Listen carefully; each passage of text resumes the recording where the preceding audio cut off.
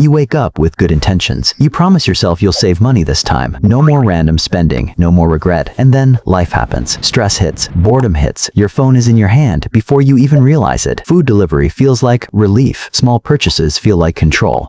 And saving money starts to feel like punishment. That's the loop. Try to save, feel restricted, give up, feel guilty, repeat. So if you've ever thought, I know what I should do, I just can't stick to it, nothing is wrong with you. Most people don't fail at saving money because they're irresponsible. They fail because every plan they're given makes life feel smaller, harder, and joyless. And nobody can live like that for long. Here's the truth most advice ignores. Saving money shouldn't make you miserable. If it does, the plan is broken, not you. Most systems assume you'll suddenly become disciplined, unemotional, and perfect. But you're human, you're tired, and money decisions are emotional, not logical. So today, we're not building a be strict or suffer plan. We're building a realistic system that works with your psychology, not against it. And near the end, I'll share one small mindset shift that quietly makes saving money feel easier over time without forcing yourself to hate your life. Let's break the belief that's keeping you stuck.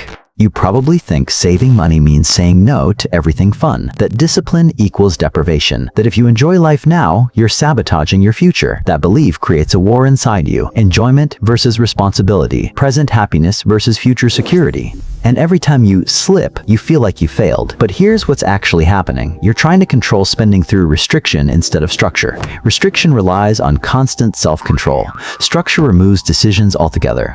When saving feels miserable, it's because your system is built on denial, and denial always snaps back harder later. The goal isn't to spend less through pain. The goal is to make saving automatic and spending intentional. That's the shift. And once you see it, everything changes. Here's the promise. You can save money and enjoy your life. You can be disciplined without feeling trapped. You can build stability without becoming boring or extreme. This is a system designed for real people with cravings, stress, and limited energy. And if you follow it, saving stops feeling like a daily fight. Now let's build it step by step. Step 1. Stop trying to save what you haven't defined. The problem is vague goals like save more or spend less. The replacement is naming a clear emotional reason for saving.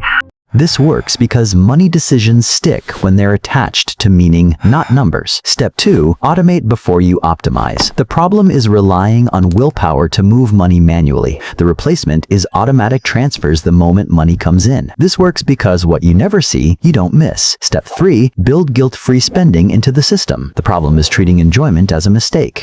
The replacement is assigning money specifically for fun. This works because planned enjoyment prevents impulsive rebellion spending. Step 4. Lower your financial friction, not your lifestyle. The problem is making saving complicated and spending easy. The replacement is making spending slightly harder and saving effortless. This works because humans follow the path of least resistance. Step 5. Track awareness, not perfection. The problem is obsessing over every dollar. The replacement is simply knowing where money goes weekly. This works because awareness changes behavior without pressure. Step 6. Cap lifestyle upgrades intentionally. The problem is expenses rising every time income rises. The replacement is deciding in advance how much improvement is enough. This works because happiness plateaus faster than spending. Step 7. Create a boring buffer. The problem is emergencies turning into debt. The replacement is a small safety fund that absorbs shocks. This works because stress-free money decisions come from preparation, not income. Step 8. Separate identity from spending. The problem is using purchases to feel successful or in control. The replacement is seeing money as a tool, not a personality. This works because confidence built internally doesn't need external proof. Step 9. Reduce exposure, not desire. The problem is constant temptation through screens and ads. The replacement is limiting triggers that create spending urges. This works because fewer impulses mean fewer decisions. Step 10. Review monthly, reset daily. The problem is letting one bad week ruin momentum. The replacement is short memory and consistent return to the system.